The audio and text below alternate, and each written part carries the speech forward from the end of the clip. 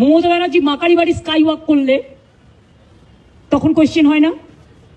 মমতা ব্যানার্জি দক্ষিণেশ্বর মন্দিরে sky walk করলে তখন কোয়েশ্চেন হয় না? মমতা ব্যানার্জি দুর্গাপুজো করলে তখন কোয়েশ্চেন হয় না? মমতা ব্যানার্জি কালী পুজো করলে তখন কোয়েশ্চেন হয় না? জগন্নাথ ধামটা খুব গায়ে লেগেছে না? বলা হচ্ছে আমি নাকি নিম গাছও চুরি করেছি। আরে আমার বাড়িতে তো 4টে নিম গাছ আছে, কটা দরকার জিজ্ঞেস করুন। আমাদের চুরি করতে হয় না।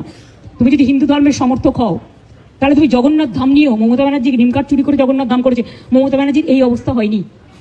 জগন্নাথ মূর্তি কিনতেও পাওয়া যায়, এটা মাথায় রাখবেন। আমার বাড়িতেও তো আছে, আপনাদের অনেকের বাড়িতেই আছে।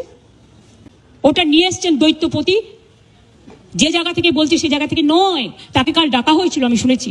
তিনি স্টেট বলে দিয়েছেন, না তোমরা যেটা বলছো সেটা নয়, এটা আমি আমার নিজে অন্য জায়গা থেকে করেছি। আমি শুনেছি তাকে আবার কোয়েশ্চেন করা হয়েছে, তুমি কেন পুজো করতে গেছিলে? নোটিফিকেশন দিয়েছে কেউ যাবে না জগন্নাথ ধামে, কোন পুরোহিত। এত গায়ে লাগছে কেন? আমরা তো সবাই পুরীতে যাই, কই আমরা তো এই কোয়েশ্চেন করি না? আমি তো পুরীতে গেলে RSS বিক্ষোভ দেখায়, বিজেপি বিক্ষোভ দেখায়, ভুলে গেছেন? লজ্জা করে না? আর জগন্নাথ ধাম নিয়ে এত হিংসা। যখন আপনাদের আলুর টান পড়ে বাংলা যোগায়। আমি উড়িষ্যাকে ভালোবাসি।